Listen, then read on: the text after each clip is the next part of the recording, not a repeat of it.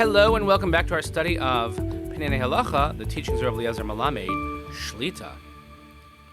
Okay, we're back at it. Day 2, Chodesh Tov again. It's actually the first day of Elul. Special wishes to our young men and women who have gone back to Yeshiva, particularly those in Eretz Yisrael, for what's known as Elul Zman, a little later this year than usual. Reminder that Rosh Hashanah begins in October. It's been a while since we've had it that late. But our learning continues. We're learning the laws of Tachanun, and we continue to daven l'chaylei tzvagna Yisrael, refuah shleim l'chol petzuei Yisrael, safe return of our hostages, and our learning is dedicated Le'ili Nishmat Sir Daniel Shimon ben Harav Daron V'Sheli Hashem Yakum Dumo. So here we go with more of Tachanun. So minagami rasa afal pisha gedolim od ma'alos tefillas and tefillas apayim. So as we mentioned yesterday, the importance of this tefillah known as Tachanun. Lo tiknu chachamim ketfilas chova, but nevertheless, Chazal never made it an obligatory prayer. Lo tiknu la nusach kavu, and neither did they establish a set nusach, a set language for it. V'chol harodse hayamosef u'mischanem b'tefilas apayim achar tefillah. And whoever wanted to could add and supplicate and put your head down after Shmona Esrei in any manner you wished. Ulai dafka b'nei ma'alasa helyona, perhaps because of its very specific elevated nature, which expresses our subjugation to Hashem, as we mentioned yesterday. So maybe we wanted a free expression of the heart.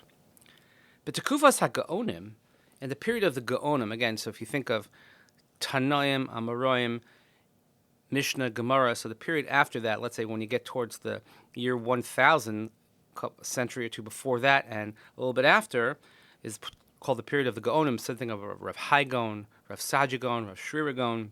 So already became to form a specific language for Tachanun that we would say after davening. And then in the Middle Ages, what's known as the Rishonim, then it became more established. So then it became already an established, obligatory part of tefillah in all the sets of Durim. Kanireh, shebekvos Yisura hagolos shehochav yizgabru, ditamtimu halavavos kol kach ad shehutzrachnu lenusach kavos shel tachanunim. It would seem that throughout the generations that the Jews were in the diaspora, and they had all sorts of difficulties and persecutions, so the hearts became so perhaps discombobulated that they had to establish a set language for Tachanun, because maybe people didn't have the wherewithal, the concentration, etc. And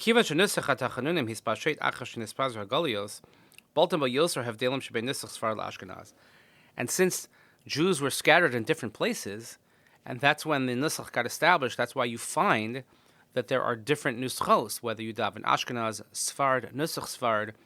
You have many different versions, not just of Tachanun, but of other tefillah. This explains how we have these different nuschos. So, tefillas tapayim he tefillah shel shivron leiv, bevitel haguf mesiras hanefesh. So, since Tachanun is a prayer of brokenheartedness, of subjugation, of giving over yourself, ein omer osa b'yamim shel simcha mitzvah. So, when there is a day of simcha, when there's a day that there is a mitzvah being observed, or if we have a specific personal or communal simcha, then we don't say it.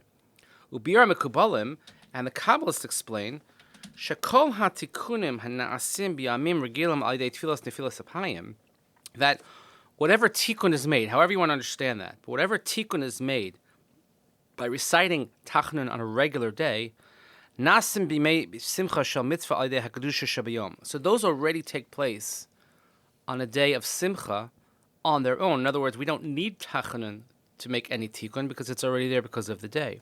And also when you have a simcha in the shul, so for instance, if there is a bris in the shul, if there is a chasan in the shul, something like that, then ain't omrim Tachanun, and we also don't say Tachanun. So we already learned that there really is no obligation to say Tachanun. Again, it was never canonized, so to speak, as the official part of tefillah, like Shmona Esrei.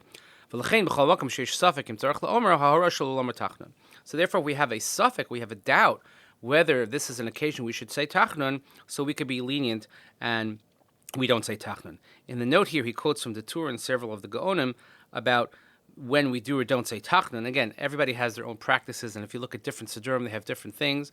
If you would think about it, when we have Yontef Rosh Chodesh, so today's Rosh Chodesh, so obviously we don't say Tachanun. What about days like Chanukah, Tu B'Shvat, Purim? What about in a leap year? We have Purim Katan, so we're pretty lenient, and we don't say Tachanun on all of those days. And I think that perhaps we can also be Melamed Zchus, that maybe the reason, this is my injection here, the reason why we're so happy when we can't say, when we get to skip Tachanun, it's not so much that we don't have to say Tachanun, it's that we don't need to say Tachanun. We want to say Tachanun because we want to establish the Tikkun for that particular day, but if there's a Simcha, either personal or communal, then the Tikkun is already there, and that brings us joy that we don't have to say Tachanun, and that we don't need to say Tachanun. Again, that's just my being Melamed Zchus on Klal Yisrael. V'chein beis ha'avel, Reb Melamed continues, Nogan shlo lomar Tachanun. Even in a house of mourning, a shiva house, we don't say Tachanun. Me'shemidas adin mituch Hashem, because the attribute of judgment, of din, is entrenched there.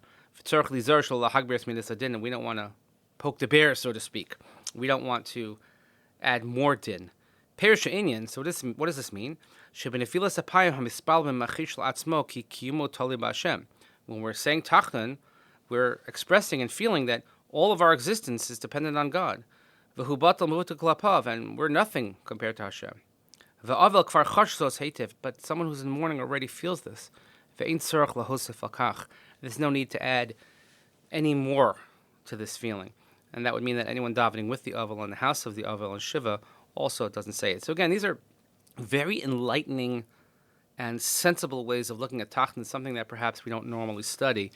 And certainly I'm glad to be able to share them with you here today. But thanks so much for joining us. Please continue davening for Chal Yitzhak and Yisrael. Before Shalom and Chol Petzua Yisrael, safe return of our hostages. Please remember we dedicate our living will to Nishmat, Sarah and Daniel, Shem and Ben Harav, Daron V'Sheli, Hashem Yikum Damo. Chodesh Tov, have a wonderful day, and we'll see you here next time.